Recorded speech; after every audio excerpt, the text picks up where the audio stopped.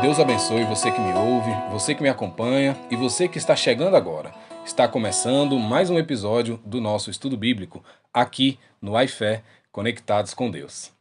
E hoje eu tenho a honra de receber aqui comigo meu irmão, não só irmão em Cristo, mas também irmão de sangue, o Fábio, que já aproveito para dizer aqui que é uma grande inspiração para mim, tanto na caminhada da vida, como na caminhada espiritual também. Então, se hoje a gente está aqui fazendo esse projeto, devo muito a ele também. E é uma honra poder estar recebendo ele aqui como o nosso primeiro convidado especial para participar desse estudo bíblico. Então, Fábio, desde já, muito bem-vindo.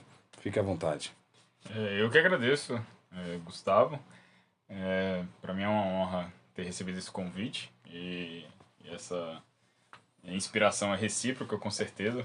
Você sabe muito bem disso. E estou honrado em fazer parte aqui. Espero que a gente consiga ter uma boa conversa aqui, que a gente possa passar para todo mundo que está nos ouvindo, nos assistindo, aquilo que o Senhor tem colocado no nosso coração relacionado a esse capítulo que a gente vai estudar hoje.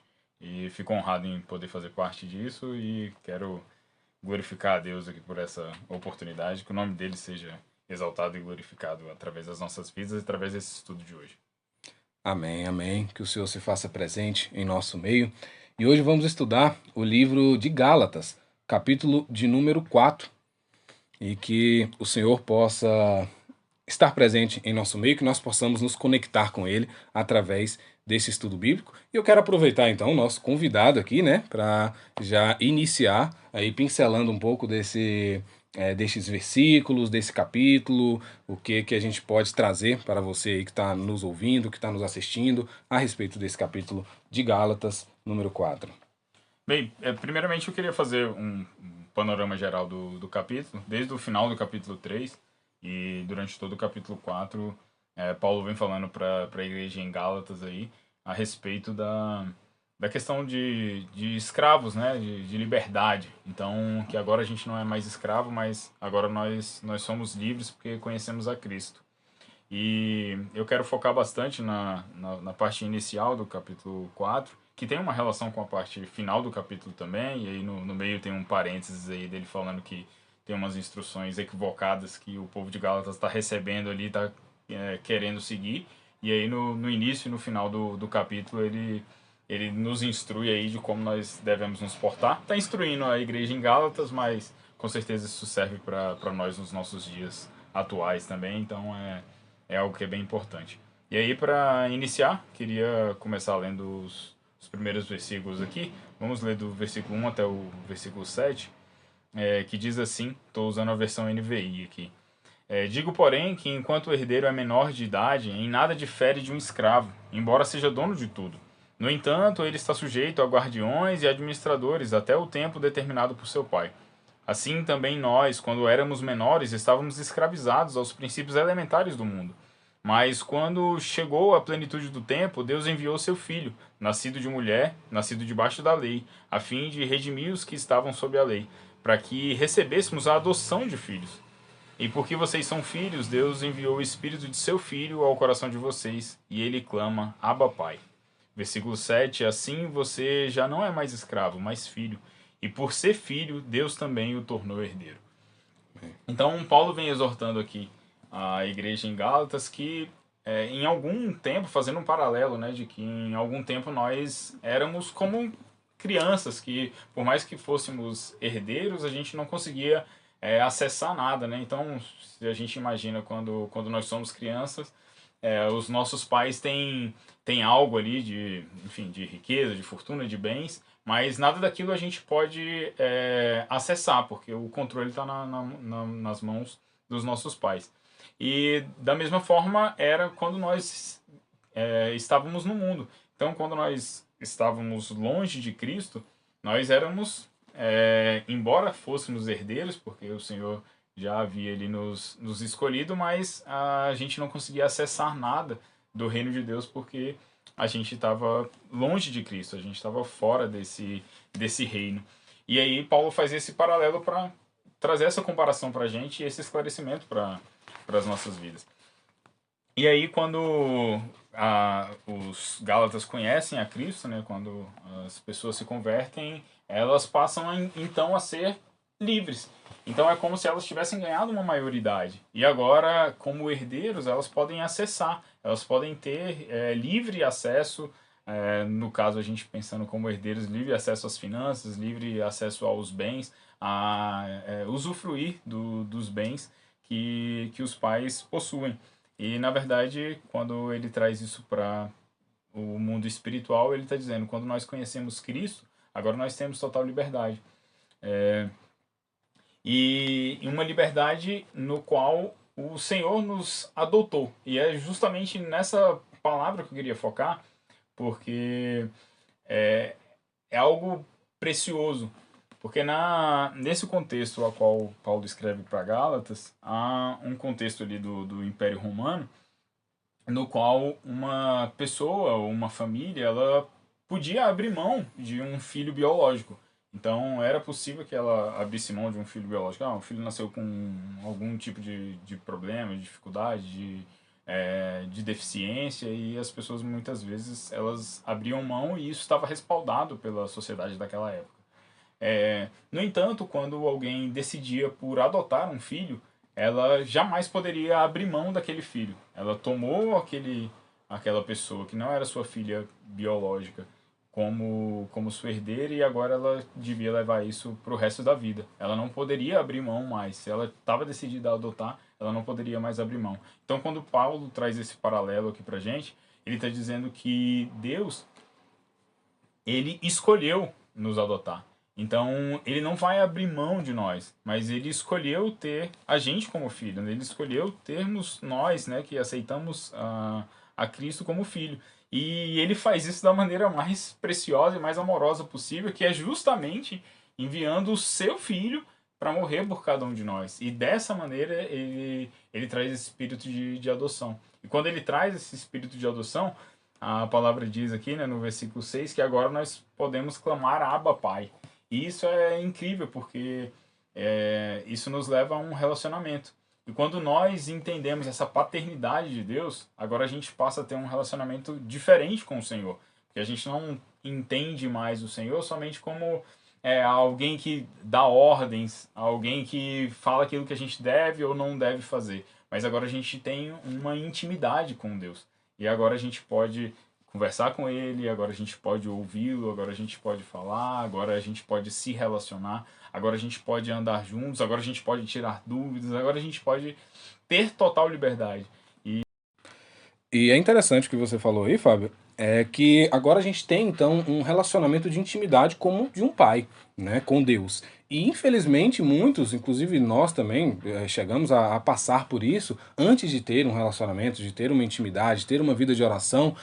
Muitos acabam não conseguindo ver Deus como um pai. Tanto que eu já vi, inclusive, alguns filmes, alguns relatos, dizendo que os maiores ateus da história, muitos deles tinham problemas com os seus pais. Ou seja, eles, por causa de um conflito, de um relacionamento ruim com os seus pais, afetavam diretamente para se relacionar com Deus, para acreditar que existe um pai que está nos céus, que existe um Deus, um soberano. Então é interessante essa questão da gente poder ver Deus como um pai, e muitas pessoas ainda não conseguem ver, né? Sim, nós, como você mesmo disse, carregamos um pouco disso conosco, porque, para quem não sabe, nós perdemos nosso pai muito cedo. E então essa figura paterna, essa presença de pai, a gente não teve por ele ter falecido com a gente ainda muito, muito criança. Então, de fato, muitas vezes a gente não consegue ter essa referência, e a referência que muitas vezes a gente tem da paternidade na sociedade, né, no mundo, não é uma boa referência. Então, de fato, muitas pessoas vão ter essa dificuldade de enxergar Deus como pai, ou enxergar o pai como algo bom, né? Então, a gente precisa tirar essa deturpação da imagem paterna para entender o quanto Deus é nosso pai e o quão isso é maravilhoso para todos nós. E conseguir ter, de fato, essa intimidade com Deus. E ele faz isso através da adoção. E aí a adoção é um tema que mexe muito comigo. A minha esposa e eu, nós decidimos ser pais por adoção. E a gente vê que é justamente isso, é tentar passar um pouco daquilo que o Senhor fez conosco. Porque o Senhor nos adotou, O Senhor nos adota, Ele nos escolhe, e agora mesmo nós, com as nossas mazelas, as nossas dificuldades, os nossos defeitos, Ele nos traz uma liberdade, porque antes nós éramos presos e Ele nos traz essa liberdade. E assim também é a adoção aqui, né? Nessa esfera terrena. Então nós queremos levar isso adiante justamente por conta disso, de conseguir ver esse amor de Deus e ver o como Deus fica feliz quando nós aceitamos ser adotados e passamos a ser herdeiros com Deus, porque herdeiros de Deus, porque Ele quer de fato que nós usufruamos de tudo aquilo que Ele tem no seu reino, Ele quer que nós usufruamos disso. E aí no capítulo 4 aqui ainda de Gálatas, Paulo ele vai trazer justamente um paralelo à história de Sara e de Agar, né, as mulheres ali com quem Abraão teve filhos, porque ele vai dizer, olha, existia a filha de uma escrava e existia a filha o filho de uma livre. Então, nós muitas vezes escolhemos, ou parece ser mais interessante, que a gente continue a viver como escravos. E não como livres. Mas quando o Senhor nos chama e quando nós somos adotados por Ele, nós agora temos total liberdade. Então, não faz mais sentido esse negócio de isso eu posso, isso eu não posso, o que é certo, é errado. O próprio Espírito Santo de Deus vai trazendo ao nosso coração esse entendimento e agora a gente já não precisa mais ficar atrás da lei. E é justamente o que Paulo vinha relatando aqui, que a princípio parece que os Gálatas eles ainda queriam viver ali sob o jugo da lei. Mas o Senhor está livrando o povo do jugo da lei. E Ele está dizendo, Cristo é suficiente. E agora vocês são filhos, e agora vocês são herdeiros, agora vocês são adotados e vocês têm esse amor. E esse amor faz com que todos vocês possam viver em liberdade. Então é para isso que Cristo nos chama para viver em liberdade. E Ele faz isso através da adoção de cada um de nós como filhos, através da morte de Jesus Cristo, o seu próprio Filho. Amém. Que maravilha, que maravilha. E é interessante, então, para a gente já caminhar para finalizar, que então é uma mudança de mentalidade que a gente tem que ter, né? De entender, de acreditar nessa verdade e passar a vivê-la, coisa que muitos acabam não vivendo.